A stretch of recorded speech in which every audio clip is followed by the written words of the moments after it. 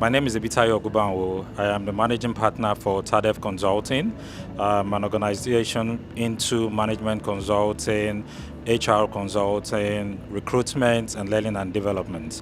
The session so far, the conference so far has been very good. My session was with very renowned specialists in the field, in the learning and development field, HR field, and I must say it was very illuminating. I learned a lot. It wasn't just me going there as a panelist to speak, but actually me going there to learn, because I see every opportunity to learn, right? So I learned a lot from the panelists, people that I've worked with before in the past, people I'm just building relationships with.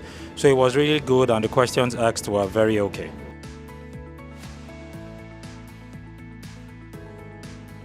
There are a lot of ways business can support the learning and development function to help grow productivity and meet its goals. Number one is, it's not even just funding. Number one is the moral support, right? Now, the buy-in of management, of leadership matters a lot in the learning and development achieving its function. And why am I saying that? If there's no support from leadership itself, if there's no support from the line managers, there is no way the learning and development can carry out its functions, because the learning and development is entrusted with ensuring that employees develop with respect to the skills, with respect to knowledge, with respect to experience, building career paths, building competency frameworks and the likes. So management support is actually very big. Now, management can support in different ways. Management can support with the funds needed.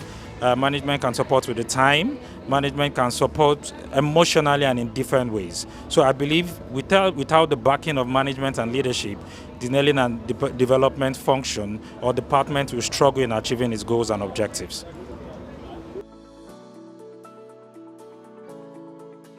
So the learning function can ensure that learning leads to and measure it. How are you going to do this? There are a lot of metrics that can be used.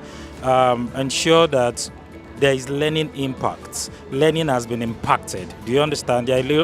Just like we spoke during my session, there are a lot of metrics to use to ensure that there's return on investment, return on expectation.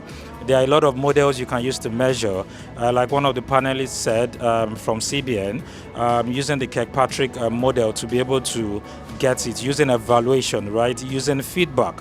Now, there must be a form of shifts before the training, after the training. One of the models again to use is an assessment before the training, an assessment after the training. That will actually show you that learning has been impacted. So there are different ways to measure this and ensure that it is actually very impactful and it meets the business goals and objectives.